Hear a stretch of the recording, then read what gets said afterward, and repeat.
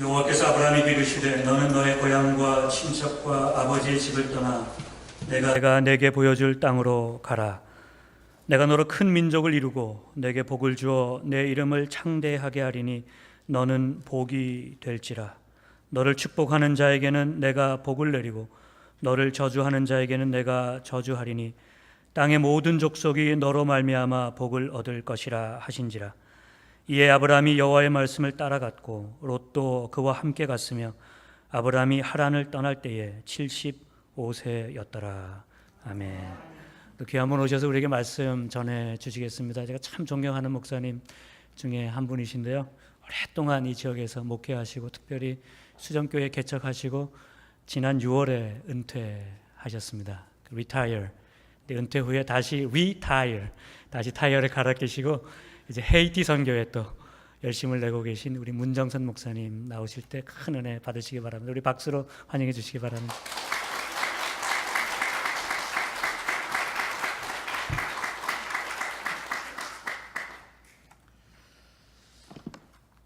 선교의 성서적 근거, 그런 제목으로 말씀드리겠습니다. 우리는 선교라고 하는 주제에 대해 어떤 면으로는 너무 쉽고 피상적으로 생각하기 쉬운 것 같습니다. 선교는 선교사로 부름받은 그런 사람들이 선교지에서 열심히 사역하고 있는데 뭐 굳이 나까지 신경 쓰겠느냐, 그런 생각을 하는 사람들이 의외로 많다는 것입니다. 그러니까 선교에 대해서 무관심하고 그냥 교회 내부의 일, 물론 교회 안에서도 전도도 하고 그러지만 하나님의 마음은 온 세상이 다 당신의 관심사요, 또 모든 백성들을 다 사랑하시는데 우리 주의 백성들이, 성도들이 그런 하나님의 마음을 이해하지 못하고 그냥 적당히 교회 생활을 하는 수가 있다는 것입니다. 그래서 그런 사람들은 선교, 그러면 성경도 부분적으로만 이해합니다. 예를 들면 마태복음 28장의 지상명령, Great Commission, 그 대위탁이라고도 그러지요. 대위탁의 말씀, 너는 가서 모든 민족을 제자로 삼아 아버지와 아들과 성령의 이름으로 세례를 베풀어라. 또 사도행전 1장 8절 말씀, 오직 성령이 너희에게 임하시면 너희가 권능을 받고 예루살렘과 온 유대와 사마리아와 땅끝까지 이르러 내 증인이 되리라. 성경이 이런 구절만 선교에 대해 언급하는 것으로 그냥 스스로 성경을 제한하는 사람들이 적지 않다는 것입니다. 그러나 성경의 처음 시작인 창세기 1장부터 하나님은 모든 백성 또 만국을 대상으로 사랑하심을 이야기하고 있습니다. 특히 창세기 12장 오늘 본문에 보면은 하나님이 아브라함을 부르시는 그런 특별한 뜻이 거기에 기록되어 있습니다. 아브라함이 하나님의 부름을 받고 그가 조상이 되어서 큰 민족을 이루었습니다. 그건 하나님의 계획이었습니다. 내가 너로 큰 민족을 이루겠다 말씀하시는데 그를 불러주시는, 그리고 그를 불러서 복 주시는 목적이 있습니다. 그건 뭐냐 하면 땅의 모든 족속이, 땅 위에 아브라함의 후손뿐만 아니라 모든 족속이 아브라함으로 말미암아 복을 얻도록 하기 위한 것이라고 분명히 말씀하셨습니다. 그래서 성경은 일관되게 하나님의 소원이 뭐냐? 온 백성의 구원입니다. 죄 가운데 빠진 모든 사람들, 이 세상 모든 사람들이 다 구원받는 것, 그것이 하나님의 소원인 것을 분명히 구약서부터 알 수 있습니다. 성경의 마지막 책인 요한계시록에 보면은 선교의 모습이 절정에 이르릅니다. 클라이맥스가 이르러 거기에 선교의 모습을 볼 수 있어요. 무슨 소리냐? 계시록 7장 9절에 보면은 이렇게 기록되어 있습니다. 이 일 후에 내가 보니 각 나라와 족속과 백성과 방언에서 아무도 능히 셀 수 없는 큰 무리가 나와 흰 옷을 입고 손에 종려가지를 들고 보좌 앞과 어린 양 앞에 서서 큰 소리로 외쳐 이르되 구원하심이 보좌에 앉으신 우리 하나님과 어린 양에게 있도다. 이 놀라운 찬양의 모습이 요한계시록에 기록되어 있는데, 이것이야말로 선교가 이제 마지막 마무리에, 정말 클라이맥스에 이르렀을 때 우리가 거기 동참해서 하나님을 찬양하게 되는 그런 모습이 여기에 나오고 있는 것입니다. 이 땅 위에서 삶이 이제 다 끝날 것입니다. 어린 양 앞에 서게 될 것입니다. 그럴 때 우리가 구원받은 것을 감사하며 찬양하는 큰 무리의 사람들이 있는데, 그들이 어느 나라 사람들이냐? 한 나라가 아니라는 거예요. 유대의 나라 하나가 아니라는 거예요. 거기 보면 각 나라 사람들, 여러 족속의 사람들, 그리고 많은 백성들, 또 여러 다른 언어, 방언이라고 성경에 기록하고 있는데, 여러 다른 언어를 사용하는 사람들이 함께 모여 주님께 경배를 드리게 되는 영광스러운 선교의 클라이맥스가 거기에 기록되어 있는 것입니다. 그러므로 우리가 성경을 읽을 때도, 성경을 공부할 때에도 선교적인 관점을 가지고 읽을 뿐만 아니라 또 연구해 나갈 필요가 있는 것입니다. 하나님이 아브라함을 부르시고 이스라엘이 큰 민족을 이루게 해 주셨을 때, 하나님은 훗날 이 땅 위에 세워질 교회의 원형을 이미 보여주신 것입니다. 이스라엘이 하나님의 복을 모든 민족에게 전달하는 통로가 되기를 바라셨습니다. 오늘 본문을 좀 더 자세하게 들여다보기를 원합니다. 창세기 12장 1절로 3절을 다시 읽겠습니다.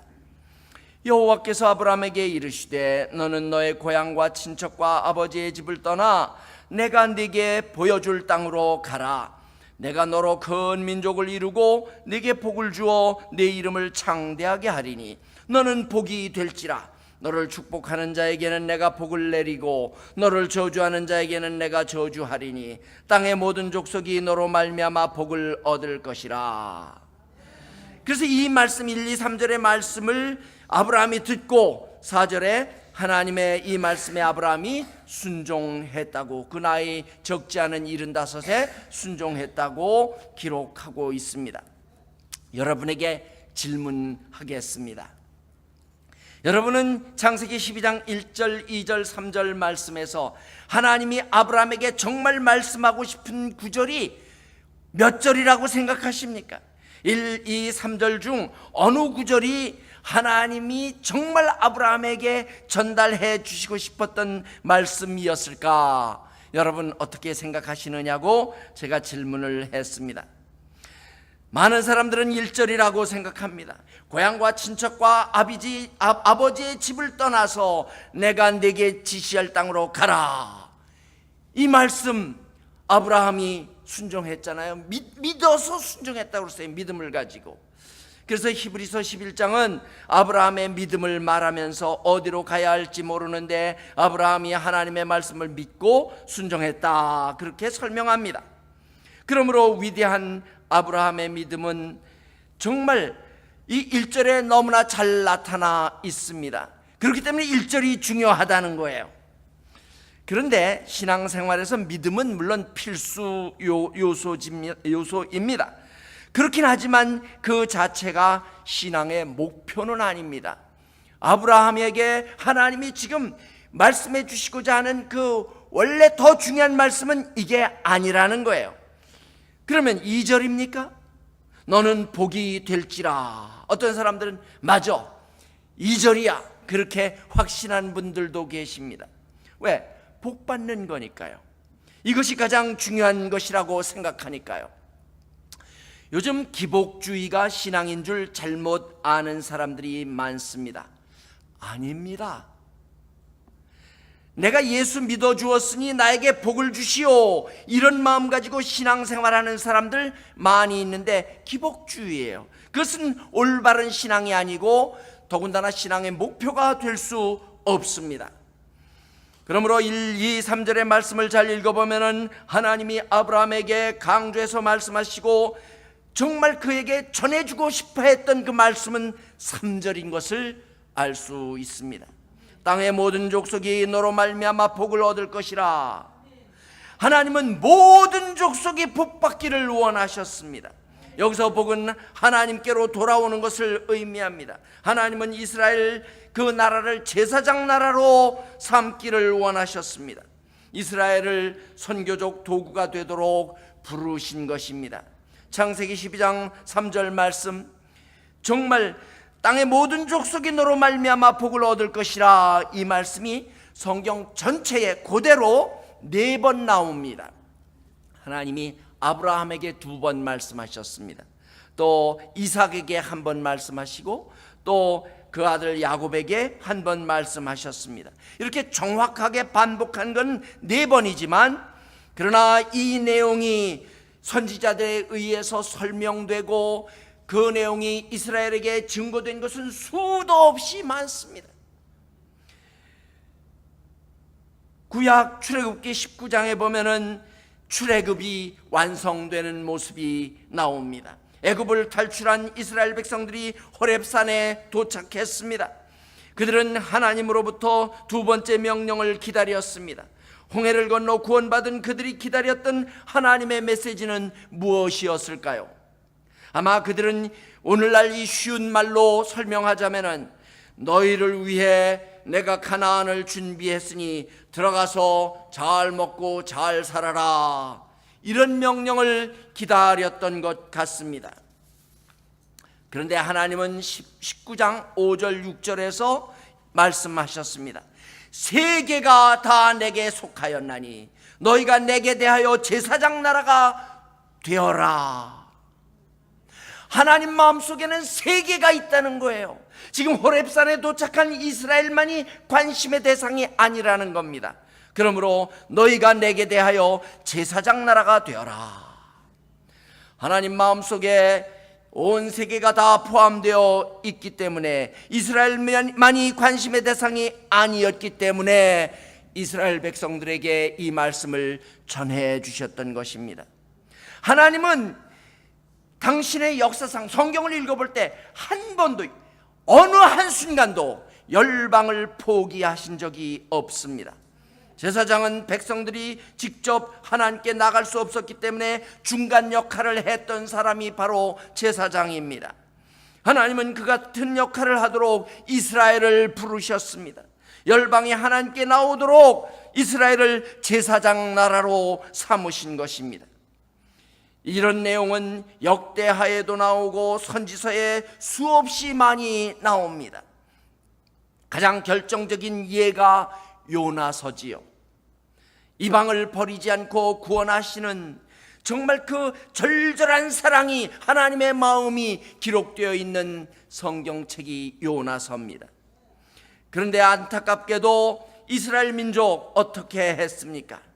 자기들이 하나님의 택함을 받았다는 자부심만 가지고, 선민의식만 가지고 그렇게 뽐내며 살았지 제사장 나라의 역할을 망각했습니다. 하나님이 선지자들을 통하여 여러 번 기회를 주었습니다. 그럼에도 그들은 불순종했습니다. 결국 하나님이 이 땅 위에 교회를 세우시고 교회의 그 사명을, 제사장 나라의 사명을 맡겨주셨습니다. 성경은 교회의 선교의 사명이 있다고 구구절절히 말해줍니다. 오늘날 교회는 그러기에 선교를 해야 될 것이냐 말아야 될 것이냐 선택의 여지가 없는 것입니다.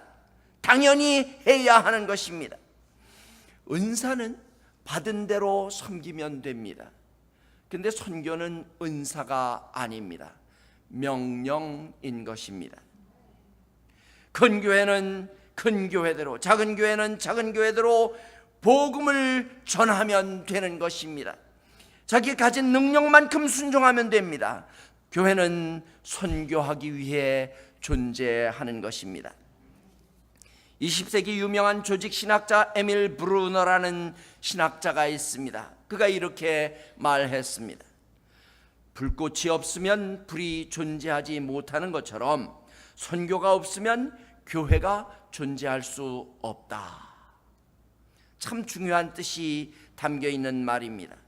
우리가 주일에 모여서 이처럼 예배드리고 찬양하고 은혜로운 설교를 듣는다 해도 그 가운데 하나님의 선교가 이루어지고 있지 않다면 그것은 교회가 아니라는 뜻입니다. 참 이거 굉장히 무서운 말이기도 합니다. 만일 교회가 선교적 사명을 이루어가고 있지 못하다면 교회가 아니라는 거예요. 교회는 선교하기 위해 존재합니다.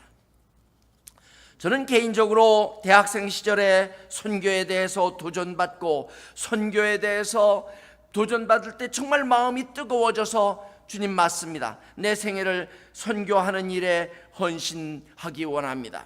그리고 그 도전을 받아들였습니다. 그리고 선교에 헌신하기로 마음먹은 바 있었습니다.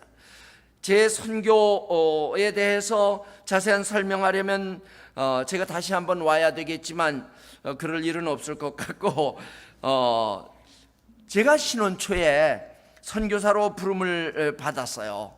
그래서 OM, Operation Mobilization이라고 하는 그 선교회에 합류해서 그 OM이 운영하는 로고스라고 하는 선교배를 타고 전 세계를 다녔습니다. 동남아, 유럽, 북부아프리카 이런 데 다니면서 복음을 전했습니다. 당시 한국 정부가 젊은 부부의 해외여행을 허락하지 않았기 때문에, 왜냐하면 그 당시만 해도 이 남북 대치가 더 아주 심각했죠. 군사 치하에서. 그 다음에 남자 여자 둘 중에 하나만 나가라는 거예요. 그러면 이제 안에 인질이 있으니까 다시 들어올 거고, 만약에 같이 나가면은 이북으로 넘어가면 큰일 난다 이렇게 생각을 해서 그런지 그때는 젊은 사람들, 특히 백 없는 사람들은 부부 여행이 어려웠습니다. 그래서 제가 선교사로 부름을 받았지만 저 혼자 나갔습니다. 저 혼자 나가서 이렇게 해외 여행을 하던 중 이태리 북부에 가 있는데 저만 선교하고 있으니까 아내는 집에 있잖아요. 근데 임신한 걸 보고 갔어요. 제가 선교지에 가서 한 7달 있었는데 아이를 낳았다는 거예요. 그런 연락 받았으니 어떻게 합니까? 그래서 전화를 받고 알았습니다. 돌아가겠습니다. 형님이 전화를 하셨길래 그렇게 거기서 선교를 중단하고 저 네덜란드까지, 프랑스, 네덜란드까지 다 거쳐서 그리고 집으로 돌아갔습니다. 귀국해서 신학 수업을 했고 대학생들을 대상으로 복음 전하는 기관에서 일하다가 성학을 공부하겠다는 아내를 위해 30년 전에 미국에 왔습니다. 그런데 처음 계획과는 달리 여기에 어쩔 수 없이 아이들 교육 때문에 머무르게 되었습니다. 이민 목회를 하게 되었습니다. 30년 목회하고 지난 6월 말에 은퇴를 했습니다. 은퇴하면 마음 편히 쉴 수 있을 줄로 기대했습니다. 그런데 전혀 생각지도 않았던 IT 선교 사역을 지금 돕게 되었습니다. 신학교 동기 동창인 친구 고 이강휘 목사님이 버려놓고 하늘나라로 떠나는 바람에 IT 선교를 제가 참 이상하게 거기 이사회에 사인을 하라고 그래 사인 하나 한 것 때문에 제가 거기 이제 끌려 들어가서 6월 달에 방문을 하게 되었습니다. 그 참 허름한 빌딩에서 공부하는 600여 명의 초등학교 학생들, 그 아이들의 눈을 보면서 제 마음이 움직였습니다. 제 어린 시절을 보는 것 같았습니다. 저도 난리 전에 6.25 동란 전에 태어나서 어려서 초등학교 다니면서 그 선교부에서 보내주는, 한국으로 보내주는 그런 양쌀밥을, 여러분 양쌀밥이 뭔지 젊은 사람들은 모를 거예요. 양쌀밥은 냄새도 조금 독특해요. 그래도 그거 맛있게 먹으면서 제가 굶주리지 않고 공부를 했습니다. 제 어린 시절이 그 아이들에게서 보이는데, 이건 뭐 어떻게, 목사님, 여기 이 목사님 사모님이 오늘 예배에 와 계시지만 목사님 사모님이 저한테 이거는 문 목사님이 하셔야 됩니다. 때를 맞춰서 은퇴했지요. 또 뭐 선교의 경험이 있죠. 뭐 이런저런 핑계를 대면서 하라고 그러시는데, 그건 사실 뭐 제가 언제 얼마든지 NO 하면 그만이에요. 그런데 그 아이들 얼굴에서 본 제 어린 시절의 모습, 그 눈동자를 제가 외면할 수는 없었습니다. 그래서 지난 8월 말에도 다시 다녀왔습니다.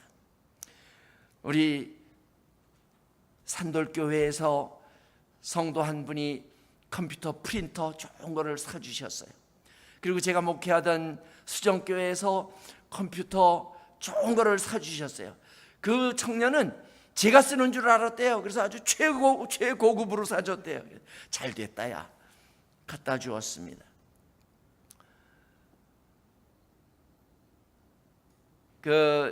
참 그분들이 하는 여러 가지 볼 때 부족한 게 많지요. 그리고 그 도움 받는 사람들의 입장에서 조금이라도 더 도움을 받기 위해서 때로는 거짓말도 하고 그러는 것 같아요. 그렇지만 우리 선교회가, 이 참빛 선교회가 그런 거 알면서도 다 도와주기로 했고 또 도와주고 있습니다. 이 학교가 재정적으로 자립할 수 있으려면 한 3년 정도 더 걸릴 것으로 보입니다. 그래서 앞으로 한 3년간 글쎄요, 이거 봐야 되겠지만 열심히 도와줄 계획입니다. 오늘 이제 여러분이 슬라이드를 보시게 될 겁니다. 3분이 채 안 되는 비디오 클립을 보여드릴 터인데, 이강휘 목사님이 찍어 놓으신 사진 중에 몇 장을 넣었는데 보니까 날짜가 2005년으로 되어 있어요. 지진 난 것만 해도 2010년이니까 이건 카메라가 뭔가 잘못돼서 날짜가 잘못 들어간 거니까 여러분 보시면서도 실족하지 않으시길 바랍니다. 목사가 2005년 사진을 갖다가 사기친다 그럴까 봐 설명을 먼저 해드리고, 그리고 최근 일부 사진은 최근에 제가 찍은 사진을 넣었습니다.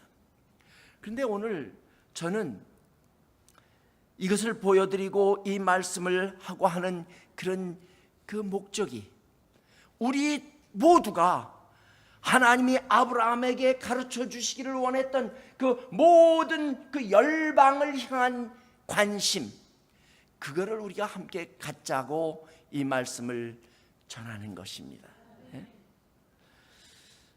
200년 전 영국의 한 교회에서 아프리카에 선교사 5명을 파송했다고 합니다. 선교 역사에 나오는 이야기예요. 당시 파송된 선교사들이 선교지에서, 특히 그 웨스트 아프리카 지역은요, 별명이 있습니다. 웨스트 아프리카 지역은 The Graveyards of Missionaries, 선교사들의 무덤이다, 그런 별명이 있을 정도로, 붙을 정도로 선교사들이 가서 풍토병 때문에 일찍 죽었습니다. 또 거기 사는 원주민들에게 공격당해 죽었습니다. 여러 가지 이유로 그렇게 죽었습니다. 그들이 파송해서 선교지에서 생존한 기간은 평균 2년이었다고 합니다.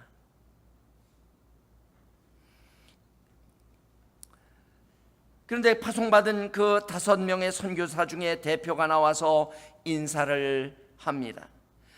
여러분, 이제 여러분이 얼마가 지나면 우리가 죽었다는 보고를 들을지도 모릅니다. 부탁이 있습니다. 우리를 위해 울지 마십시오. 그보다는 우리를 대신할 누군가를 보내주십시오. 인사를 하고 파송받아 떠났습니다. 그 팀은 2년을 기다릴 필요도 없었습니다. 첫 6개월 만에 한 사람이 죽었습니다. 그리고 얼마 후 또 한 사람 죽었습니다. 2년 지났을 때 4명이 죽었습니다. 그 모교회는 위대했습니다. 죽음의 소식을 들었을 때 슬프고 마음 아팠지만 항상 누군가 그들을 대신할 선교사가 나왔습니다. 그게 교회입니다. 그게 하나님이 성도들에게 맡기신 사명입니다. 교회는 이 사명, 선교를 위해 존재합니다. 우리는 그 사명을 위해 기도해야 합니다. 성경 전체가 마태복음 28장 또는 사도행전 1장 8절만이 아니고 성경 전체가 선교의 사명을 우리에게 증거하고 있기 때문입니다. 오늘부터 주님의 지상명령에 대해 심각하게 생각하시며 온 세계를 여러분 마음속에 품으실 용의는 없으십니까? 비디오 보겠습니다.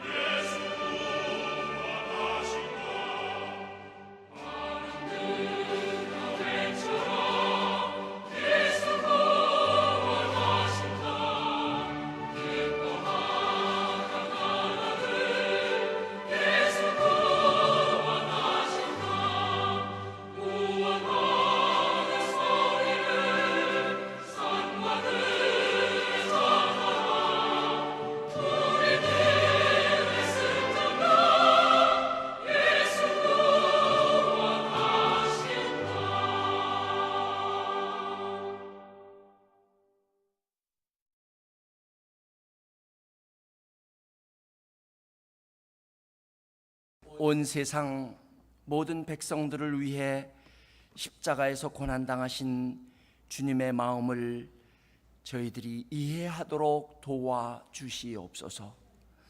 아버지의 그 크신 사랑 우리가 받았사오니 이 사랑 우리가 다른 사람들에게 아직 알지 못하는 다른 사람들에게 전하는 제사장 나라의 직분을 잘 감당하게 해 주옵소서.